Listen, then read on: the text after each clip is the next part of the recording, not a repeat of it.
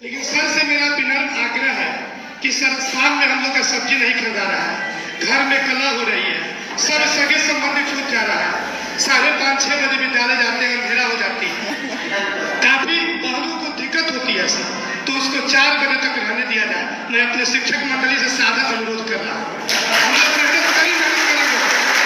और सर हम लोग की जो छुट्टी है, जैसे छठ की छुट्टी, दीपावली की छुट्टी, सर यह 2 काम हम लोग कर देते हैं तो आप हम लोग के लिए भगवान है।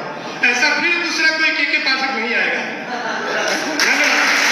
मैं आग्रह करता हूँ कि आप 3 साल तक बने रहें। धन्यवाद। हम स्पष्ट कर देते हैं,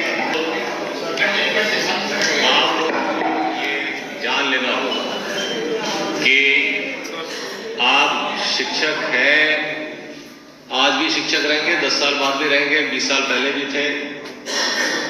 शिक्षा करनी, कहीं ऐसा नहीं होता है कि विद्यालय 4 या 6 घंटे चलता है।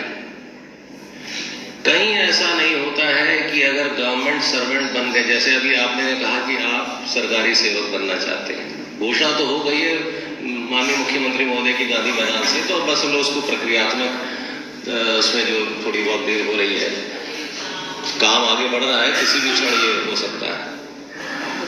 जब आप सरकारी सेवक बन जाएंगे तो 8 घंटा तो बैठना, तो कहानी खत्म, कहानी खत्म।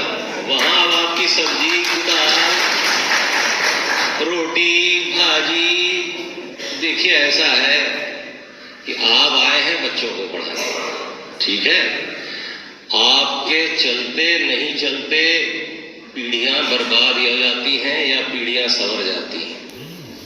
अगर आप घड़ी देख के आइएगा जाइएगा, ये बड़ा पुनीत काम है। मैंने कहा ना, इसमें क्या प्रमोशन है। आज भी शिक्षक रहेंगे, 30 साल बाद भी शिक्षक रहेंगे, लेकिन जब सम्मान मिलता है ना गांव में, वो किसी और को नहीं मिलता। एक शिक्षक है और एक डॉक्टर है, यही 2 पेशा है जिसको पब्लिक जो है भगवान मानती है।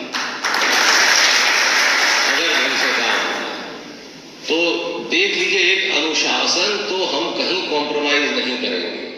8 घंटा आपने रहना है, अब जब रहना है तो पढ़ा भी दीजिए, और जो पढ़ना चाहते हैं उन्हीं को पढ़ाइए। 3:30 तक बच्चे पढ़ेंगे, 3:30 के बाद कमजोर बच्चों को चिन्हित कीजिए। आपको मालूम है मिशन दक्ष का निर्णय क्यों लिया गया? ये निर्णय इसलिए लिया गया कि कक्षा 8वीं में बच्चे पहुंच गए हैं, किताब किस सब्जेक्ट की है उसको लेकर के पढ़ नहीं पा रहा है कि किस सब्जेक्ट की किताब है। पिताजी क्या करते हैं? मजदूर है। अब वो 8वीं में पहुंच गया है, कुछ नहीं पढ़ पा रहा है, तो कलेक्टर तो बनेगा नहीं, मजदूर ही बनेगा। तो मजदूर का बेटा अगर मजदूर बनेगा तो हम आप क्या कर रहे हैं? 50,000 करोड़ रुपए बजट है शिक्षा विभाग का, सब गड्ढे में जा रहा है।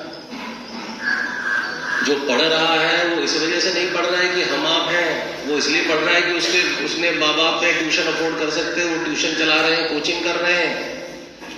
आप अपना दिन याद कीजिए, हम लोग अपना दिन याद करें। जब हम स्कूल से आते थे तो हमारे पिताजी पढ़ाते थे, बड़े भाई बहन सब पढ़ाते थे, तभी हम लोग पढ़े लिखे हैं। हमारे गाँव में या हमारे परिवार में हमारा एक अभिभावक या 2 अभिभावक पढ़े लिखे होते हैं, विद्यालय से छूट के आते थे तो पढ़ाया जाता था।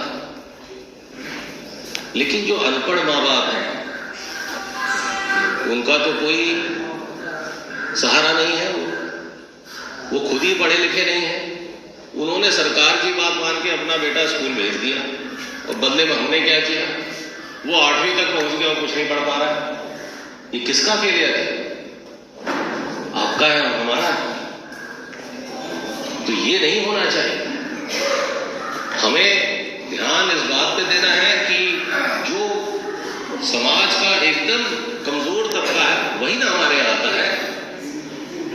उनमें से अधिकांश के माँ बाप नहीं पढ़ पाते हैं। कोई मजदूरी कर रहा है, कोई दिल्ली में है, कोई मुंबई में है, कोई गुजरात में।